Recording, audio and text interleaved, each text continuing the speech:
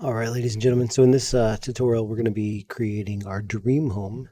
We'll go ahead and just choose print and tabloid for our size and make sure it's portrait, not landscape.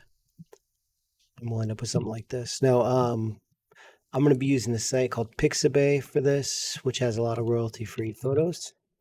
I strongly encourage you to do the same. So we're going to create our dream home location. So look up home or house and find one that's mostly visible, that you can see the kind of the whole thing and it's not blocked up by trees or anything like that. Um, Also one with like pretty even lighting. You don't want one that's too dark. I'm going to go ahead and just go with this one. So I'm going to download this image. And if you want to have the full experience, go super high res. I'm going to just kind of go medium res. And then I'll just, if you click on your file explorer, it should be in your downloads folder. It's right there. So I'm going to bring that into Photoshop by just, again, dragging it down here. You can scale it away as any size that you want it to and hit enter when you're ready. And then I'm going to use the quick selection tool to draw a little box around it. And it does a pretty good job of selecting it, as you can see right there. Go to your layers. Mine are hiding. I'm just going to reset my workspace and add a layer mask. So that's the first step. Now, let's think about where we're going to put this. It's got some palm trees and stuff, so maybe I'll go with like kind of a jungly theme. So I'll go back to Pixabay. You could also use Bing Images or something like that if you're not doing a commercial project. This is just for fun, so I'm not worrying about copyright. But let me go ahead and just look up jungle. And let's see if I can find something that could kind of come here on the bottom of this, something that would look good.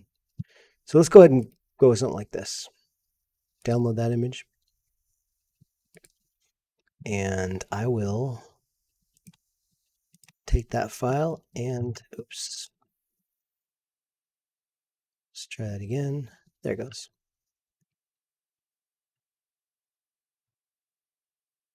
Take that file and drag it in here. And again, I'm just going to kind of scale it. And because it's kind of a vertical image, you got to be a little bit careful. Make sure you have really high resolution because you're only going to use maybe a snippet of it. And then kind of think about, okay, how can I get this to look like it actually fits into this frame?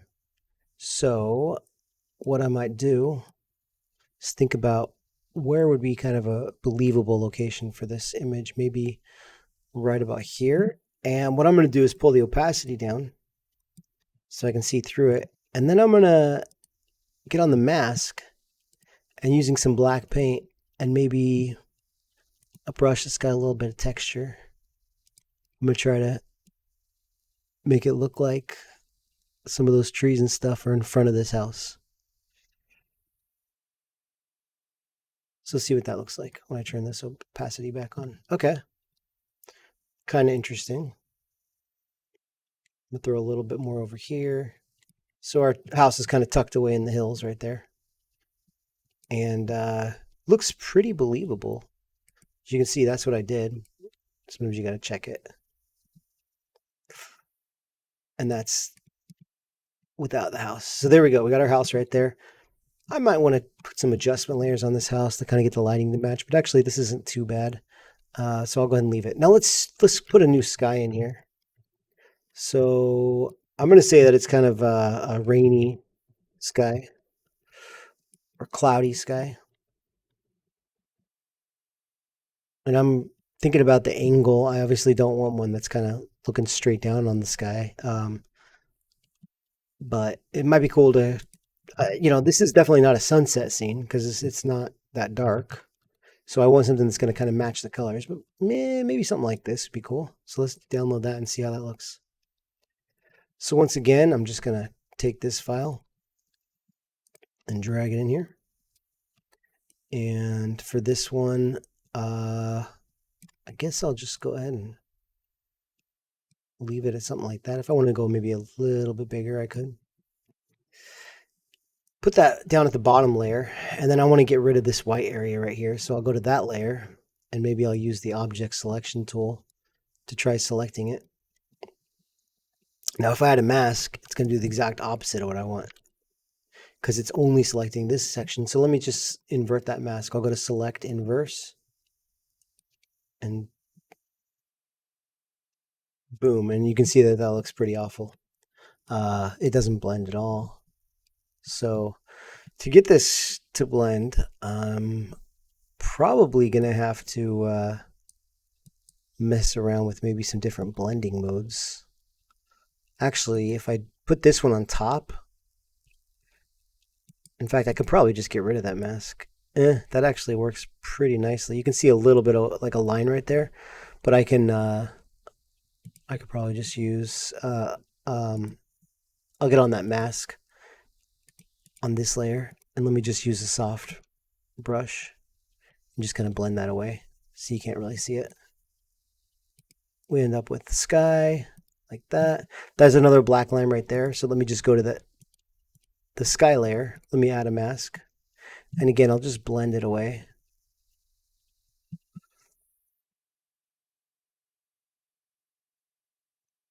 So part of the sky will kind of disappear right there. And this is what we're left with. The sky is a little bit darker than the rest.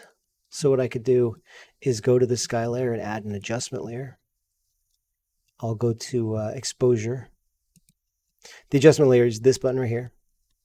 And make sure you click that so it only applies to the layer below. If you don't click that, it'll do it to the whole image. So I'll just kind of play around with these sliders until it matches a little bit better with the colors that I'm going for in the rest of the image. Still want to try to keep some of that cool stuff that I see with the beams of light, but it's going to be a little tricky because it's kind of pretty light right here. I'll just go, I guess, with something like that. At least it matches. It doesn't look great, but there we go. And then let's just add one more thing for fun. I'm going to put a Tyrannosaurus Rex in here. So let's see if I can find a T-Rex. And remember to ignore these ones. These are ads. So you want to try to find one down here. And I'll go ahead and say, okay, here's a T-Rex. And the more simple the background, the easier it's going to be to mask the person out or creature. So I'll bring this dinosaur in, and he's going to be standing right here on top of this hill. Sometimes I'll pull the opacity down so I can kind of see the size to kind of get the scale. And, he's probably a little bigger than a couple trees, so he's a pretty big dude, but not ridiculously big. So something like that. I'll pull the opacity back up, and then again, I'll just use my object selection tool to select this dude and mask him. And there we go. And if the lighting feels a little off, maybe he's a little too bright, I could always come in again with a adjustment layer. I'll change the exposure. And remember, only on that one layer, you got to click that button right there.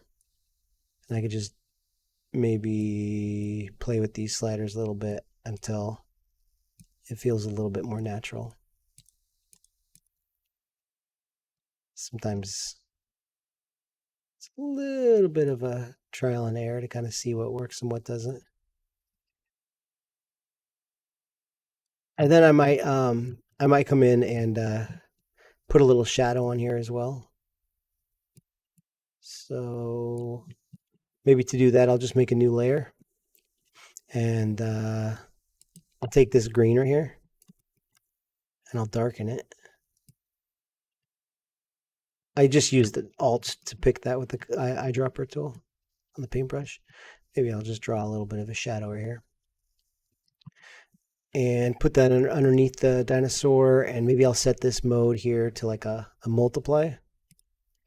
And maybe even blur it with an effect, filter, blur, Gaussian blur,